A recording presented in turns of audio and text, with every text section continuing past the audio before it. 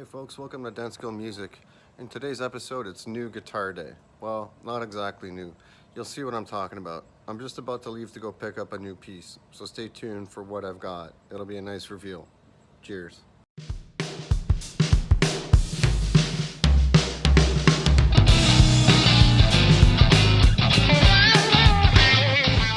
Alright folks, I'm back from picking up this new guy here. So there's a giveaway as to what it is.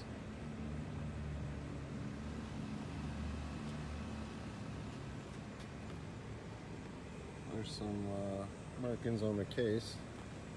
But here we go. This might already give you even a bigger clue as to the era of this guitar because of this little shroud here. But here we go. Here's what I picked up.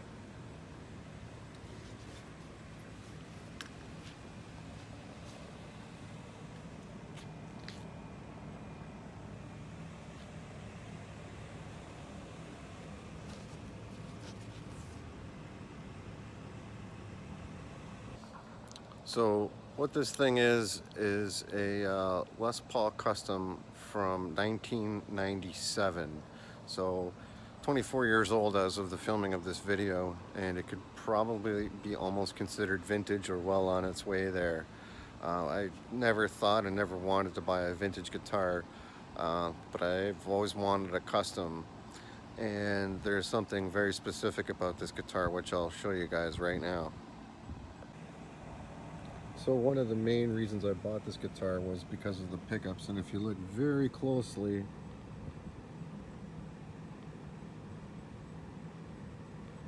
you can see, not so well on this one, but you can see the letter T's there, and those would be T-top pickups, which according to one website would be the second most sought after Gibson pickup after the PAFs.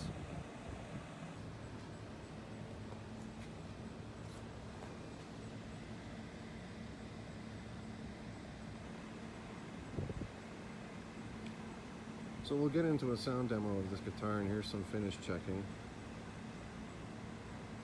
You can still see the serial number, and if you go by first and fifth, it's definitely a 97. And it's got some wear and some coloring to it, some age. It wasn't played very much, so the frets and everything like that are in good shape. And there's really no scratches or dings or anything like that, like not even on the headstock or on the pointy parts. Frets on the ebony fretboard are fantastic.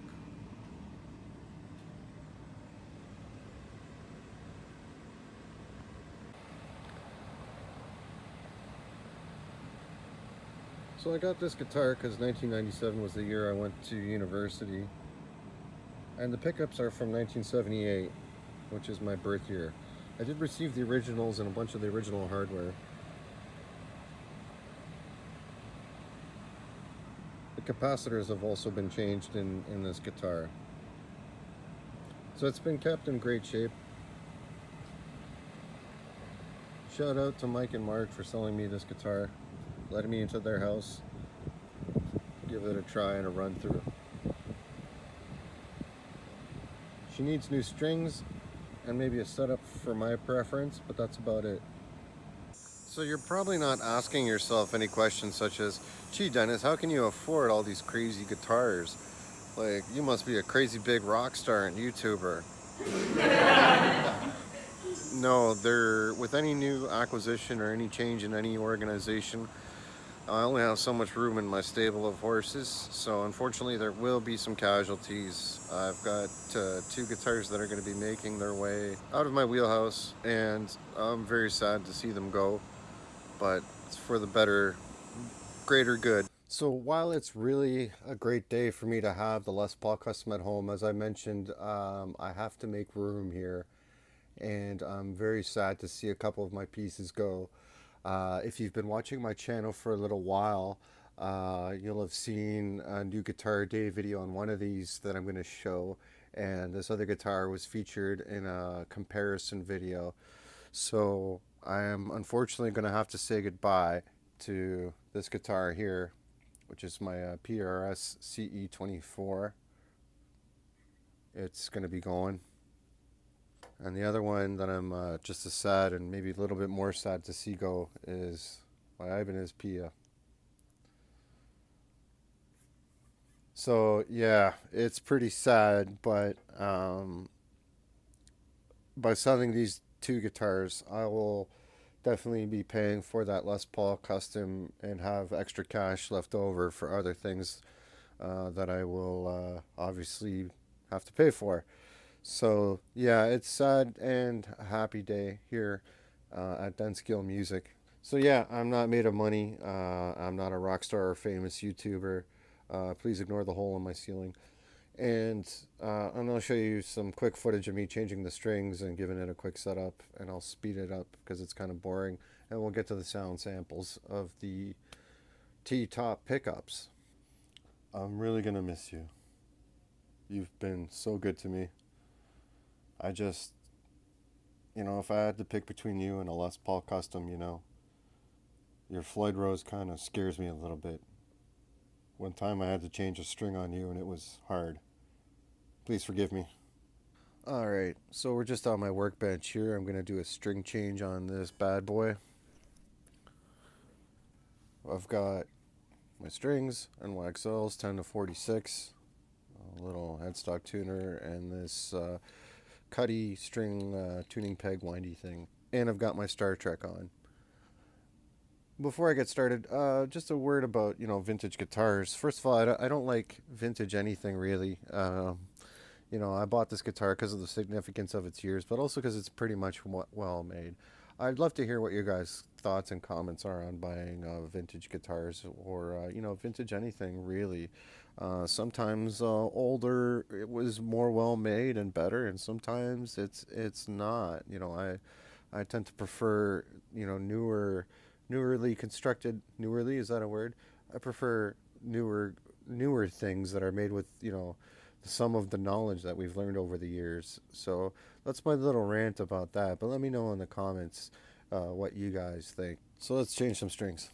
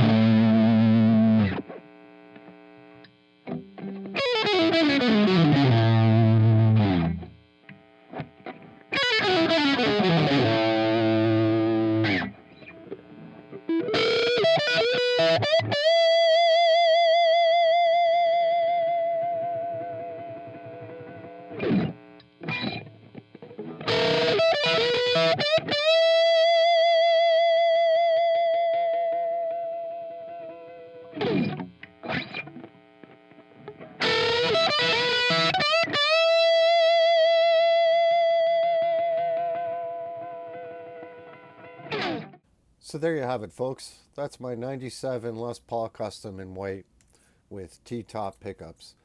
Hope you enjoyed this video. My own thoughts on the T-top pickups are that they sound a lot different than the humbuckers that I have in my other Gibson guitars.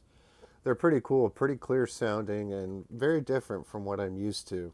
I'm still getting used to the neck on this guy. It's sort of like a bulkier 59. It feels a lot like my Les Paul Special. Maybe just a little wider, and but about as chunky. So I'd love to hear your thoughts and comments on vintage guitars, or if you've ever had to let something go in the past to get something else brand new. I see you guys back there. Anyway, I hope everyone's doing well. Take care of yourself and stay safe. Denskill out.